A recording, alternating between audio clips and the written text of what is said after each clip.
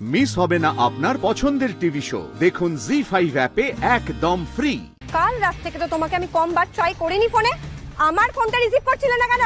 আর দাদাকে যে খুঁজে পাওয়া যাচ্ছে না এই ইনফরমেশনটা আমাদের দাওনি কেন? বৃন্দা, তখন আমার মনের অবস্থা সেরকম ছিল না। আমার দাদাকে তুমি খুন করেছো, তুমি আমার দাদাকে খুন করেছো। কি করছেন কি আপনারা? আপনাদের সামনে হচ্ছে এগুলো, ধরুন না।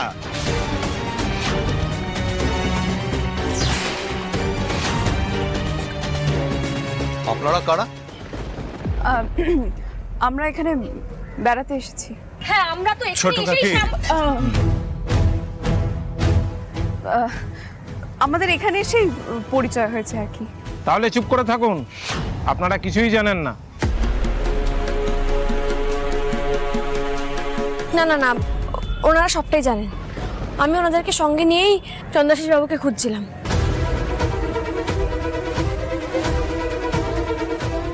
শোন, দাদাকে একবার ডাকা উচিত আমার মনে হয়। এই একদম গল্প বানাবে না। হ্যাঁ, বর্ণমালা দেবী ঠিক কথা বলছেন।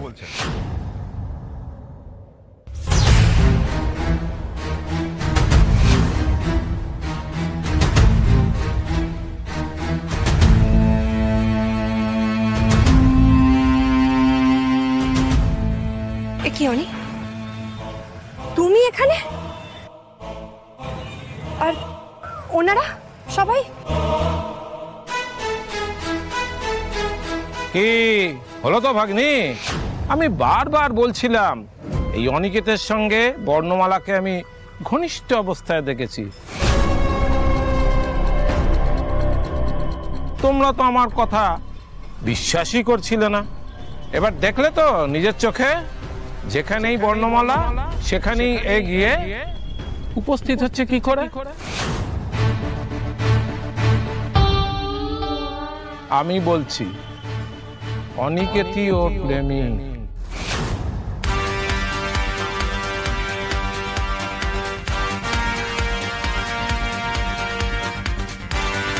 এক মিনিট, এখানে ঠিক কি হচ্ছে আমাকে কেউ একটু বুঝিয়ে বলবেন প্লিজ?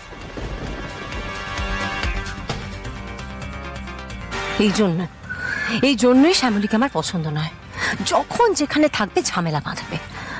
2 বছর পরে ফিরতে ফিরতেই আবার সেই থানা পুলিশ শুরু হয়ে গেল। না, আমি অনেকে কিছুতেই এসবের মধ্যে জড়াতে দেব না, কিছুতেই না।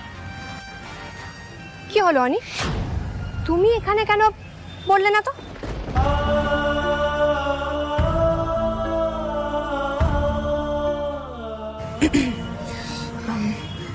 যা বুঝছি কেসটা কিন্তু বেশ জটিল জুনিয়র। সেটা তুমি নিজে আগে বুঝলে কাজে দিত। আচ্ছা, আমি সবার সামনে সবটা বলতে চাই।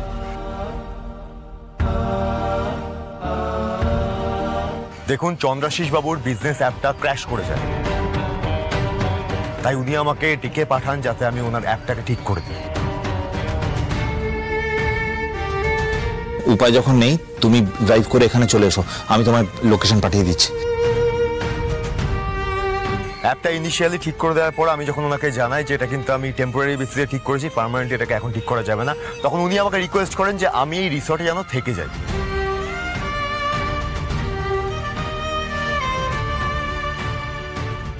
আমি ওনাকে বলি যেটা আমার পক্ষে এখন সম্ভব নয়, কারণ আমার নিজের কাজ রয়েছে, আমার গ্রেট বেঙ্গল ক্যাটারার, আমার নিজের ব্যবসা রয়েছে। কিন্তু তখন উনি আমাকে ফোর্স করেন যেন উনি আর ওনার স্ত্রী বর্ণমালা যতদিন এই রিসর্টে আছেন আমি যেন ওনাদের সঙ্গে স্টে করি। আমি আবার ওনাকে বলি আমার পক্ষে সম্ভব নয়। তখন উনি বলেন যে আমার সমস্ত কাজ ওনারা যে কদিন এখানে আছে আমি যেন সেই কটা দিন এই রিসর্টে থেকেই আমার সমস্ত কাজ করি। আমি তখন বলি তাহলে এটা করতে গেলে আমার ফ্যামিলির লোকজনদের আমার প্রয়োজন, তারা এখানে নেই আমার সঙ্গে, আমাকে বাড়ি যেতেই হবে। তখন উনি আমাকে বলেন তাহলে এক কাজ করো, তুমি তোমার ফ্যামিলি সবাইকে নিয়ে এখানে চলে আসো। আমি তখন বাধ্য হই সবাইকে নিয়ে আসতে।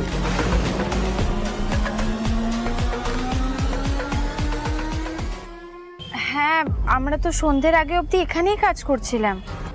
অ্যাকচুয়ালি দাদা একদম ঠিকই বলছে। আমরা যারা যারা রিসর্টে ছিলাম সবাই রাত্রিবেলা নাচ গান হই হই সবটা করেছি। So he is absolutely right. তারপর নাচ গানের পরে কি হলো? তারপর যে যার ঘরে চলে গেল।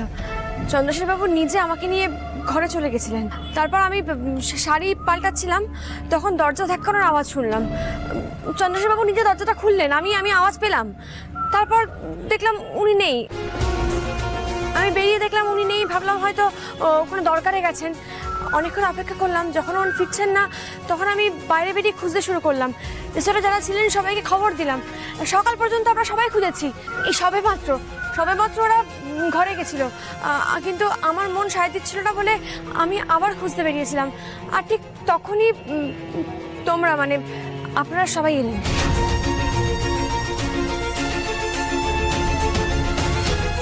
ক্ষমা করো মহেশ্বর, সম্পূর্ণ সত্যি কথা বলা যে সম্ভব নয়। এক্স্যাক্টলি এটাই ঘটেছিল। যে অ্যালিগেশন এই বর্ণমালার বিরুদ্ধে আনা হচ্ছে সে কাজ ও করতে পারে না। কেন কেন করতে পারেন না উনি? কতদিন চেনো তোমরা বর্ণমালাকে? কয়েক বছর।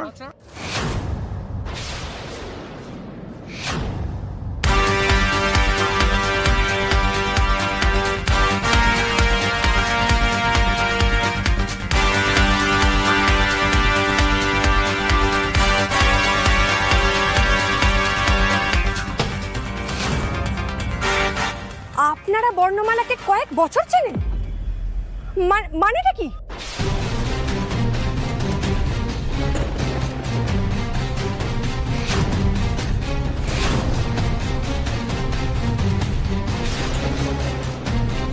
আর ভালো লাগে দাদু কেন এত মাঝে মাঝে এক্সাইটেড হয়ে যায়? এখন আমি ম্যানেজ দেবো কি করে? না মানে উনি বলতে চাইছেন ওনারা বয়স্ক মানুষ, অভিজ্ঞ মানুষ, তো কাউকে চিনতে ওই কয়েক বছর সময় লাগে না। ভাতের হাঁড়ি যেমন একটা ভাত টিপলে বোঝা যায় যে পুরো ভাতটা হয়েছে কিনা, সেরকম কোনো মানুষ চিনতে 2 বছর বা 2 দিন সময় লাগে না। অভিজ্ঞ মানুষ ওনাদের চোখ এমনি বলে দিতে পারে কোন মানুষ কেমন। বাহ, তাহলে আমি বলছি আপনাকে শুনুন, ও না ওর মিষ্টি কথায় আপনাদের টুপি পরিয়েছে।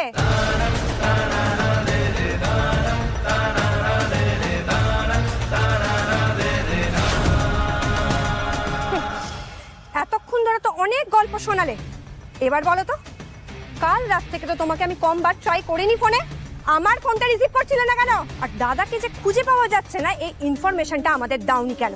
বৃন্দা, তখন আমার মনের অবস্থা সেরকম ছিল না। হ্যাঁ, উনি তখন পাগল করছিলেন। আর রিসর্টে এমন কোনো জায়গা নেই যেটা আমরা চেক করিনি, মানে প্রত্যেকটা কোণা চেক করা হয়েছে, চন্দ্রশেষ বাবুকে কোথাও খুঁজে পাওয়া যায়। শুনতে পেলে সব কথা? আপনারাই বলুন, ওই মুহূর্তে আমরা চন্দ্রশেষ বাবুকে খুঁজবো নাকি কলকাতায় ওনাদেরকে খবর দেব? আমাদের কি করা উচিত ছিল? আচ্ছা, এখানে সিসিটিভি কভারেজ নিশ্চয়ই আছে।